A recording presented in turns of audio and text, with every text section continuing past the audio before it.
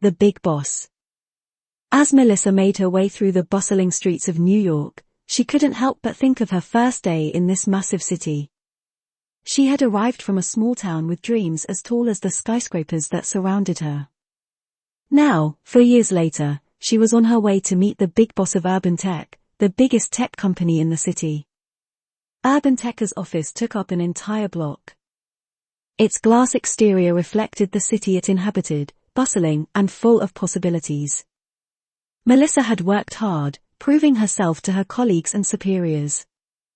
Today, she was pitching her project directly to the CEO, Mr. Andrew Carter, often referred to as the Big Boss. Rumors said he was tough, demanding, but fair. Feeling a mix of excitement and nervousness, Melissa entered the building and headed to the 50th floor.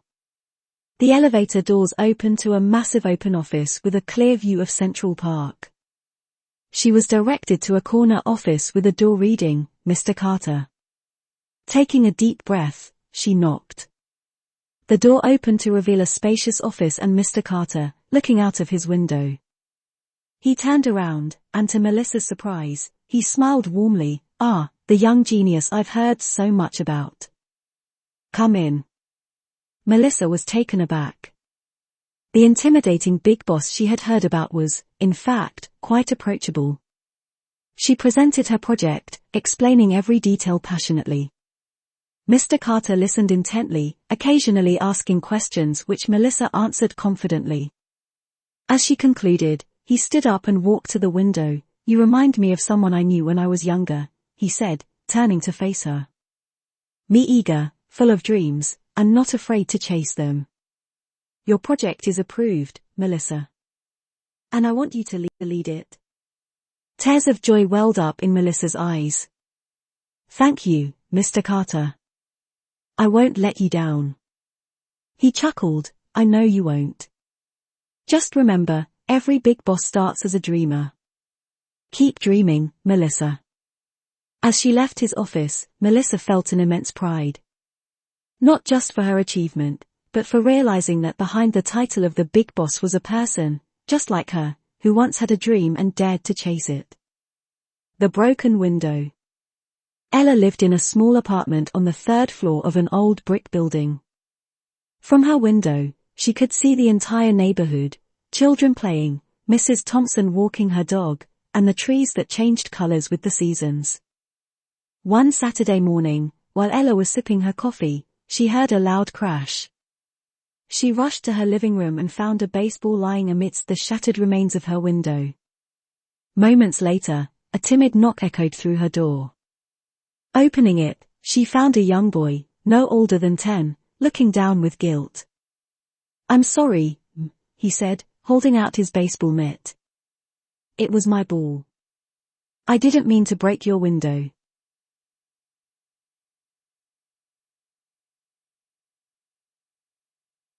Ella took a deep breath, trying to hide her initial frustration. "It's all right," she said, bending down to his level. "Accidents happen. What's your name?" "I'm Jamie," he replied, visibly relieved. "How about this, Jamie?" Ella suggested.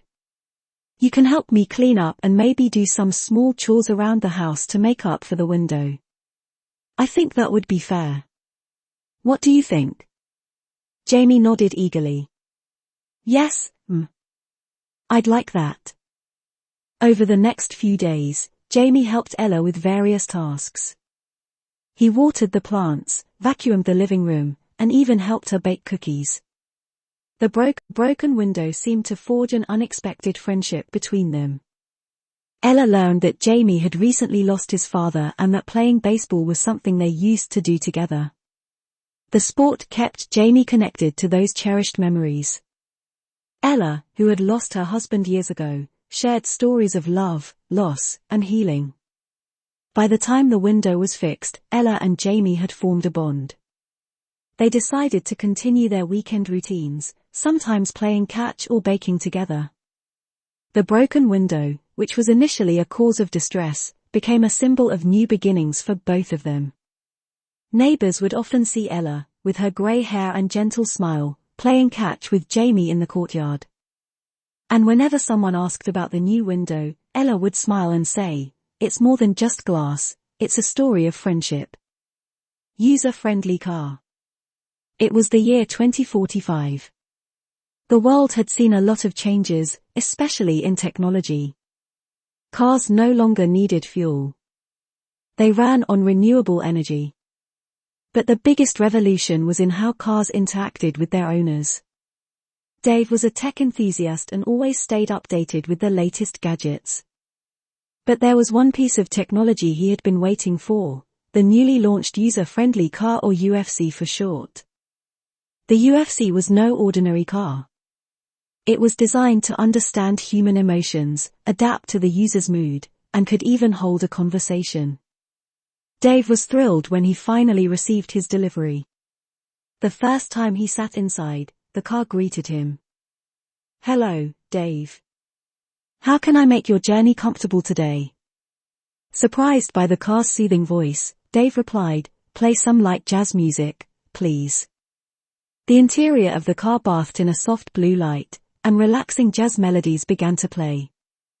On the way to work, the car sensed Dave's stress from an upcoming presentation. "You seem tense, Dave. Would you like a brief meditation session or perhaps some calming scents released?" Dave, astonished by the car's empathy, replied, "A short meditation would be great." The car then played a 5-minute guided meditation, helping him relax. Over the next few weeks, Dave and the UFC became inseparable. The car learned Dave's routine, his favorite food joints, and even reminded him of his mother's birthday, which he frequently forgot. One day, after a particularly rough day at work, Dave got into his car, feeling dejected. The UFC detected his mood. "Would you like to talk about it, Dave? Sometimes speaking helps." Dave chuckled and shared his day's frustrations, and by the time he reached home, he felt a lot better. The car's capability went beyond just emotions.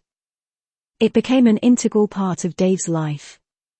If he felt sleepy while driving, the UFC would take control, ensuring his safety.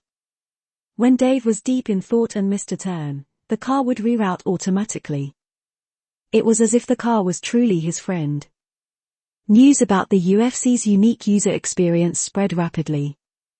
Soon, everyone wanted a UFC of their own.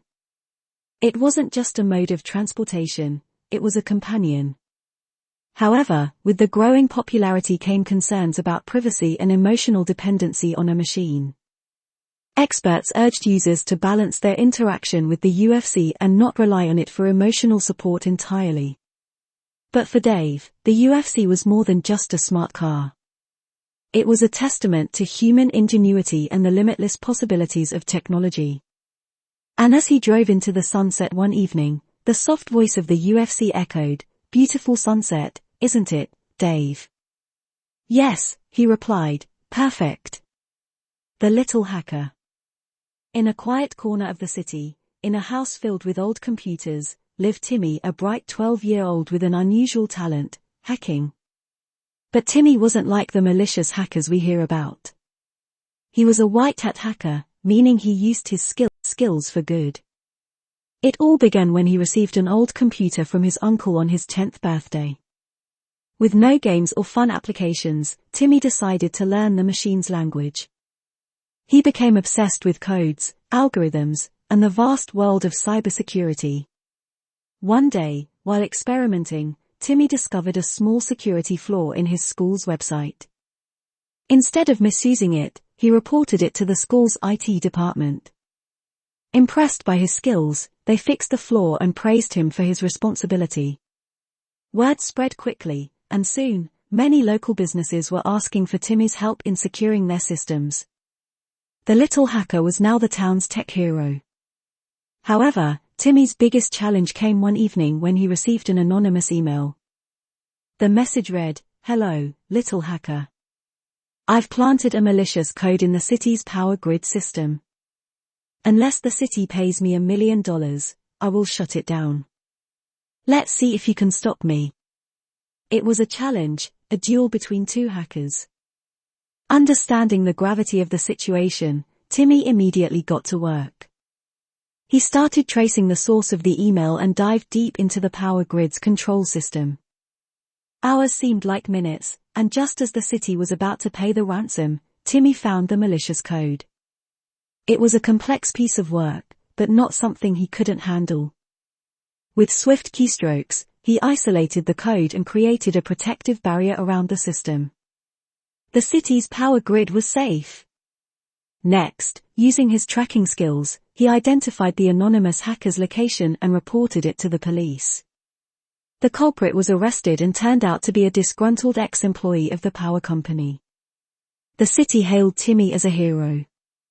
Newspapers and TV channels wanted to interview the 12-year-old prodigy who saved the day. But for Timmy, it was all in a day's work.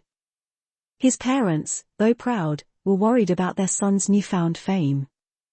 They decided to send him to a special school for gifted children, where his talents could be nurtured in the right direction.